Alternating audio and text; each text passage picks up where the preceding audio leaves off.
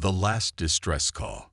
Captain Zik Mora slammed her fist against the control panel as another warning siren filled the bridge. The lights on the Staricher flickered, bathing the command center in an eerie red glow. "Status report," she demanded, her four eyes blinking rapidly in the universal Valkyrie expression of extreme stress. "Life support failing, Captain," replied her first officer, Grell. His blue skin had turned almost gray with fear. "Main power core is destabilizing. We have perhaps 1 hour before complete system failure." Zik Mora looked around at her crew. 6 different species, all working together on this scientific mission to chart the outer systems. Now they would die together in this empty region of space. "Send out a distress call on all frequencies," she ordered. "Perhaps we are not as alone out here as we believe." The communications officer, a slender exil named Tavan, nodded his elongated head. "Broadcasting now, Captain, but we are far from established trade routes. The nearest coalition outpost is 3 days away at maximum speed." "Do it anyway," she insisted. "We have nothing to lose." Tavan's fingers danced across the console, sending their desperate plea into the void.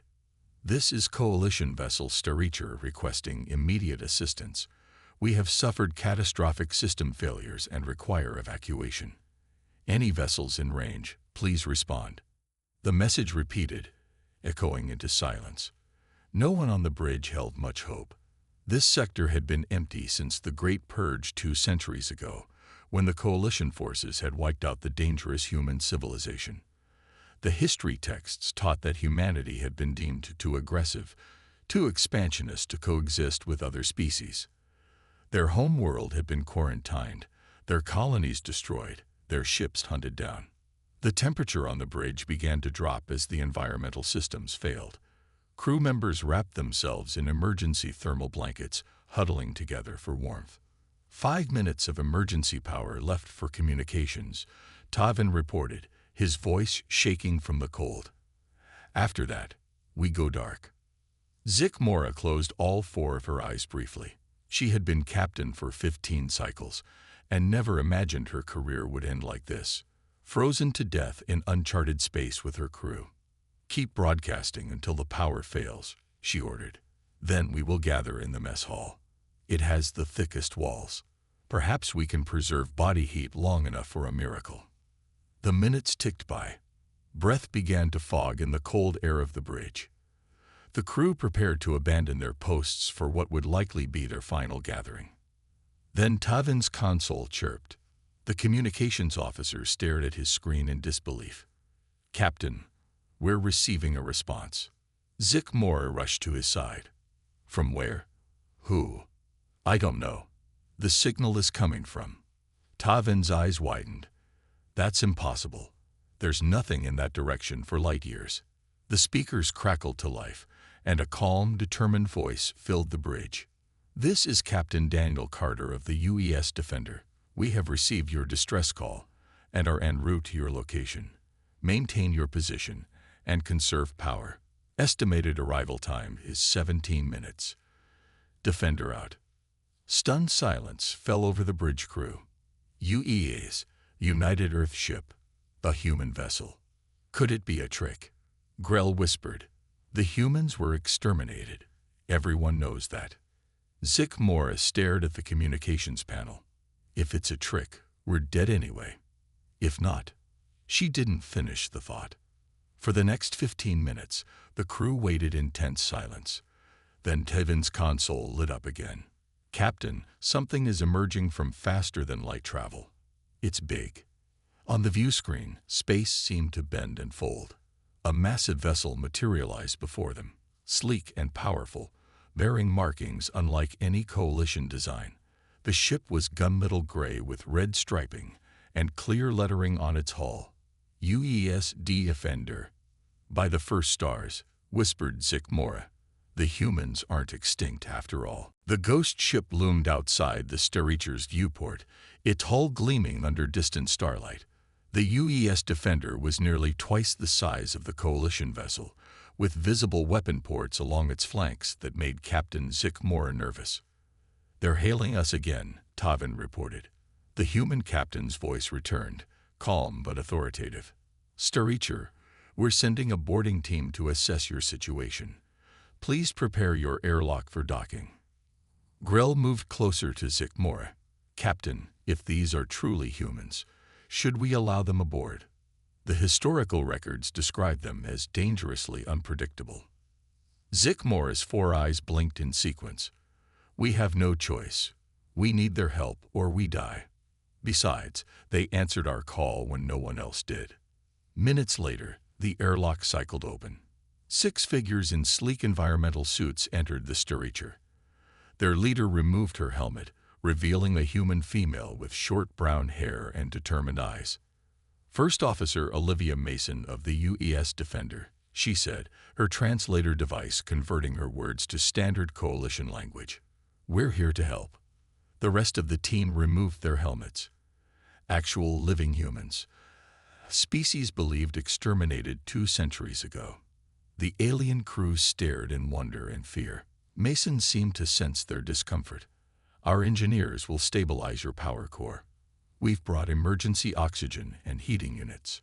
She gestured to her team, who immediately began setting up equipment. Zikmora found her voice.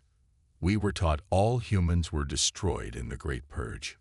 Mason's expression hardened briefly before returning to professional calm. Reports of our extinction were premature. Captain Carter requests your presence aboard the Defender while repairs are underway. He'll explain further. A human shuttle transported Zikmora to the warship. The interior corridors were spotlessly clean and far more advanced than she expected. Crew members nodded respectfully as she passed, though she noticed many casting curious glances at her 4-eyed Valkyrie features. Captain Daniel Carter was waiting in a conference room. He rose to greet her, a tall human with close-cropped gray hair and a weathered face that suggested many years in command. Captain Zikmora, welcome aboard. I apologize for the surprise. The surprise is finding humans alive, Captain Carter. For 200 years, we've been taught your species was eradicated for the safety of the galaxy. Carter's smile didn't reach his eyes. Not quite eradicated, just driven into hiding. Please, sit. As they talked, Zikmora realized the human vessel was decades beyond Coalition technology.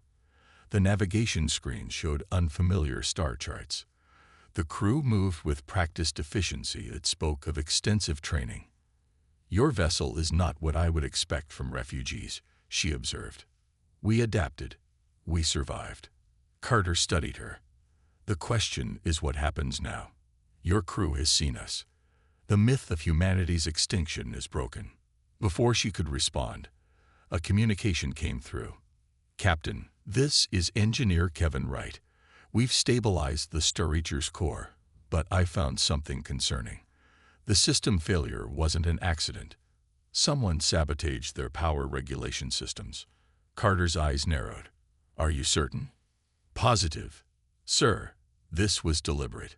The human captain turned to Zikmora, his expression now guarded. It seems we have more to discuss, Captain.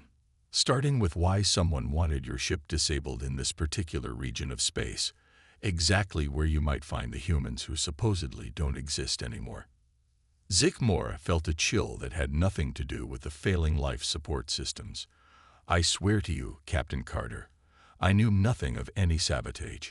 Carter studied her for a long moment. Then it appears we both have mysteries to solve. Engineer Kevin Wright wiped sweat from his brow as he worked inside the cramped engine room of the Starreacher. The alien vessel was now being touted by the Defender, its damaged systems unable to manage faster-than-light travel on their own. Hand me that plasma cutter, Kevin said to the blue-skinned alien working beside him. Grell, the Starreacher's first officer and chief engineer, passed the tool. Your technology is remarkable. That stabilizer shouldn't have worked with our systems, yet you adapted it perfectly. Kevin shrugged. Necessity breeds innovation. When you're a hunted species, you learn to improvise. Their conversation was interrupted by a spark from an overhead conduit. Both men jumped back. Damn, Kevin muttered. The sabotage was thorough. Someone really wanted this ship dead in space. Grell's expression darkened. Who would target a scientific vessel? Someone who knew where you'd end up, Kevin replied. On the bridge of the Defender, Communications Officer Samantha Powell was reviewing the Star Reacher's transmission logs. Her fingers flew across her console as she sorted through data streams. "Captain," she called to Daniel Carter, who stood nearby. "I found something unusual." Before their systems failed, the Star Reacher received a coded transmission from a Coalition military frequency. Carter moved to her station. "Can you decrypt it?" "Already did." Samantha pointed to the screen. Its coordinates, specifically directing them to this sector. They were deliberately led here. Carter's expression hardened. "Bring this to the conference room. And get Captain Zick Mora there now." 15 minutes later, Captain Carter laid out the evidence before the Valkyrie captain. Samantha displayed the transmission data on the wall screen while Kevin added his findings about the sabotage. "Your ship was intentionally disabled in our territory," Carter said, his voice cold. "You were bait in a trap." Zick Mora's 4 eyes blinked rapidly. "I swear on my ancestors, I knew nothing of this." "Then who did?" Carter demanded. "Who on your ship might be working against you?" The alien captain hesitated. "There have been rumors, whispers of a faction within the Coalition seeking proof that humans survived." "The Purifiers," Samantha suggested. "We've intercepted chatter about them before." Zick Mora nodded slowly. "They believe the Great Purge was left unfinished. They seek to complete the extermination of humanity." Carter paced the room. "And your scientific mission provided the perfect cover to search the forbidden zones." "I selected my crew personally," Zick Mora insisted. "But our mission parameters came from Coalition High Command." Kevin Wright entered, still covered in engine grease. "Captain, I found a hidden transmitter in their communications array. It's been sending out a locator beacon since their systems failed." A tense silence filled the room. "They're hunting us," Carter finally said. "Using you to find us." Zick Mora rose to her feet. "Then I offer you my ship and crew. We will disable the beacon and stand with you." "Why would you help us?" Samantha asked. "Your people tried to exterminate ours." "Because I have seen the lies of our history," Zick Mora replied. "My people were told humans were savage warmongers who would destroy the galaxy. Yet you responded to our distress call when you could have let us die. You offered help when you had every reason to fear us." Carter studied the alien captain carefully.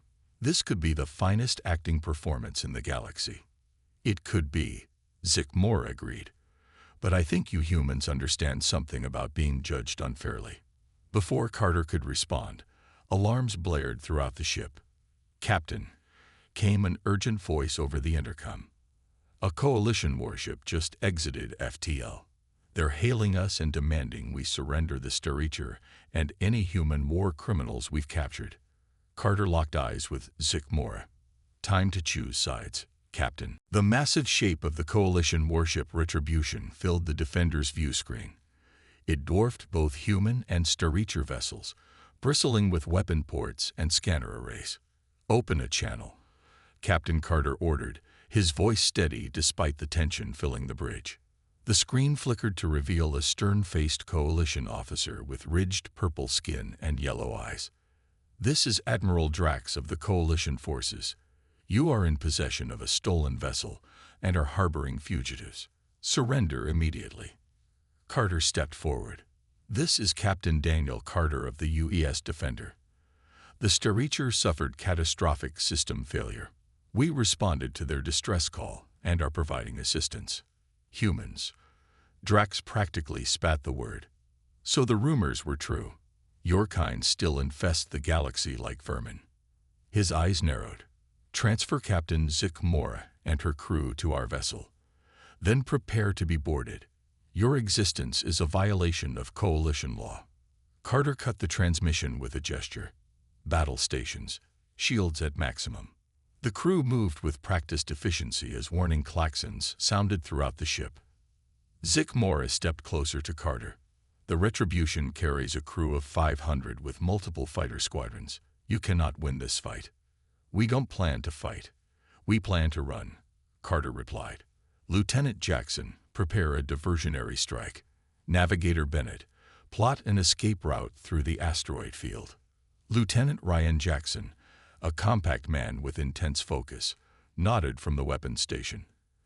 "Targeting their sensor arrays and propulsion systems. Non-lethal strikes ready." "Sir, the asteroid field is too dense," Lisa Bennett protested from the navigation console. "Even with our maneuverability, the risk of collision is." "That's exactly why we're going there," Carter cut in.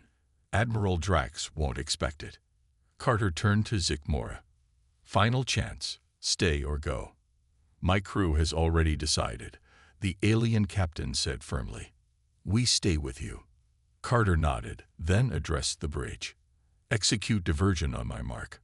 3, 2, 1, mark." The defender's weapons flared to life, sending precisely targeted energy pulses toward the Retribution. The shot struck with surgical precision, disabling external sensors and damaging the larger ship's engine ports. "Direct hit," Jackson called out. "Their targeting systems are offline."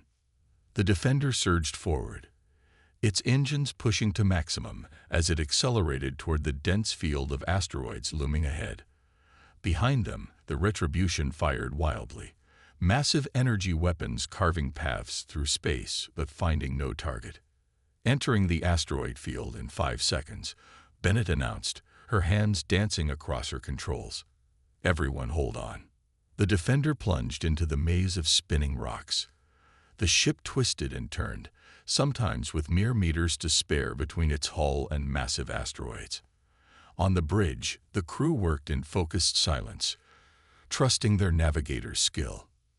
"They're following us," Samantha reported from communications. "But they're taking damage. Their hull isn't designed for this kind of maneuvering." Carter gripped his command chair. "Ms. Bennett, find us a hiding spot." "There's a large iron-rich asteroid ahead," she replied. "If we position ourselves behind it, their sensors won't be able to distinguish us from the mineral deposits." The ship swung around the massive space rock, engines powering down to minimal levels. On the main screen, they watched as the Retribution struggled through the asteroid field, taking hits from the floating debris. "They're launching fighters," Jackson warned. "Let them," Carter said.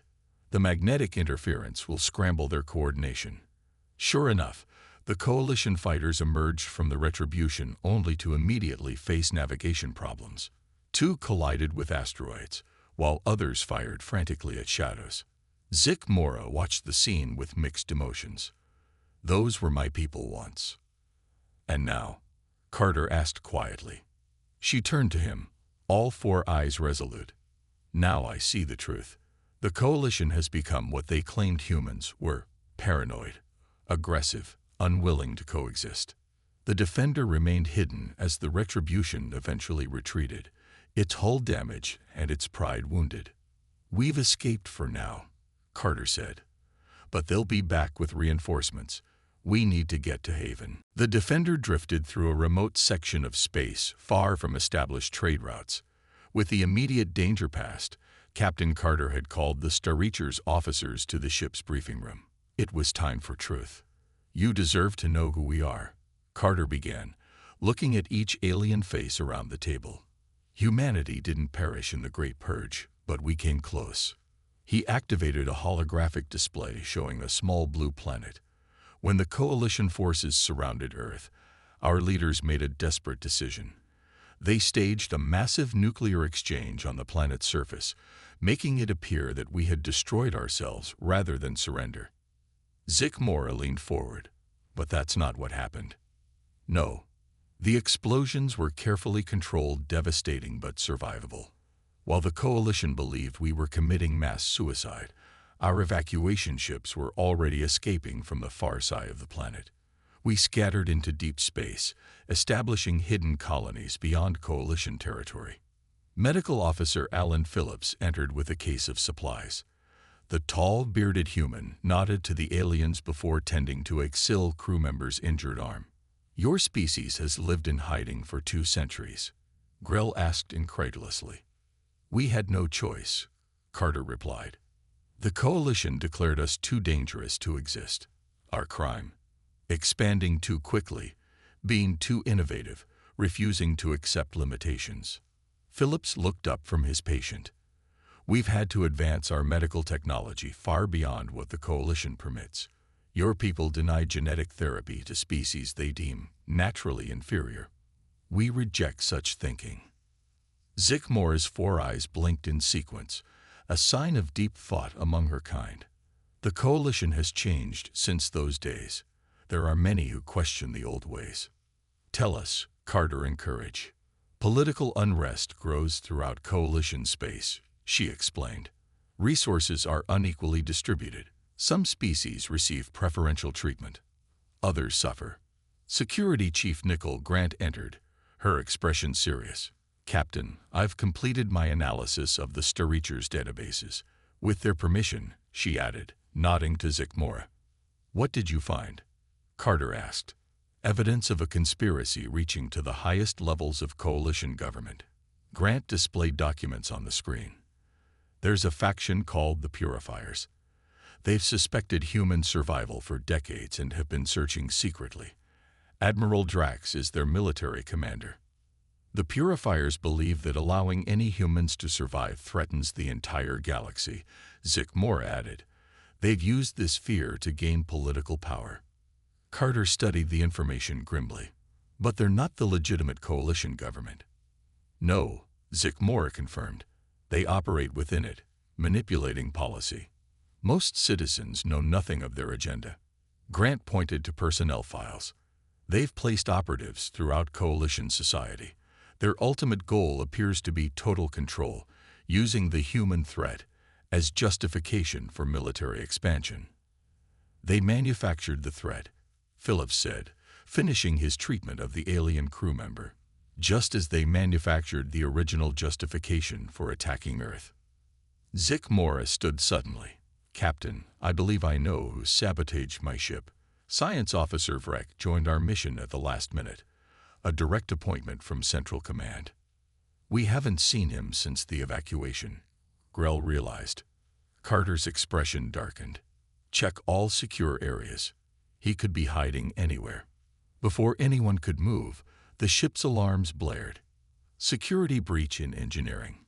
Came a voice over the intercom. Intruder detected. Grant was first to the door, weapon drawn. He must have waited until we were distracted. If he reaches the engine core, he could disable the ship, Carter warned, following quickly. Zickmore joined them. Or worse, if he's a true purifier, he may try to destroy us all rather than let humans and cooperative aliens live. As they raced through the corridors, Carter thought grimly that after 200 years of hiding, humanity's greatest secret and its survival now hung in the balance. The journey to Haven took 3 days. The Defender and the repaired Starreacher traveled in formation, their crews now working together with growing trust. Captain Carter stood on the bridge as they approached their destination. Prepare for final jump, he ordered, and alert our colony of our unusual guests. Lisa Bennett nodded from the navigation console. Coordinates locked in. Haven Control has cleared our approach. Zickmore watched with fascination as space seemed to fold around them. When the view stabilized, she gasped audibly. Before them floated what appeared to be an ordinary asteroid field. Until she looked closer. The asteroids had been hollowed out. Lights glowed from within their rocky shells. Small ships moved between them in organized patterns. It was a city in space, hidden in plain sight. Welcome to Haven, Carter said quietly. Home to 30,000 humans, and the heart of our resistance.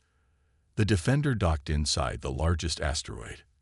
As the airlock opened, Zickmore and her crew found themselves facing a reception committee led by a stern-faced human female in an elaborate uniform. Captain Carter, the woman said coldly, you were instructed to avoid all contact with Coalition vessels. Fleet Admiral Caldwell, Carter acknowledged. Circumstances made that impossible. So you decided to bring them to our primary outpost. Her voice was sharp with anger. 2 centuries of secrecy compromised in a single decision.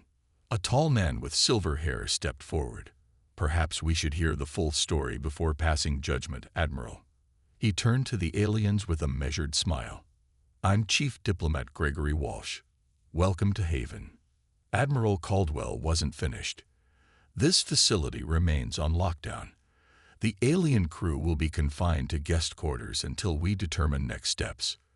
With respect, Admiral, Carter countered. These people risked their lives to help us. They're defectors, not prisoners. Hours later, after intense debriefings, Zick Morris stood before Haven's council. The circular chamber was carved directly from the asteroid's rock, with raised seats surrounding a central platform where she now stood. Captain Carter was at her side. The purifiers nearly succeeded in their mission, Zick Morris explained. Officer Vrek would have destroyed both our vessels if your security chief hadn't stopped him. And now a coalition warship knows humans exist. Admiral Caldwell noted grimly. Yes, Carter acknowledged. But they don't know where we are. And we have something now that we've never had before. Allies within the coalition. The debate continued for hours. Some council members wanted to relocate the entire colony. Others suggested more aggressive measures against the coalition. Finally, Gregory Walsh raised his hand for silence. For generations, we've been hiding. Building our strength, yes, but always hiding. Perhaps it's time for a different approach. What are you suggesting? Admiral Caldwell asked.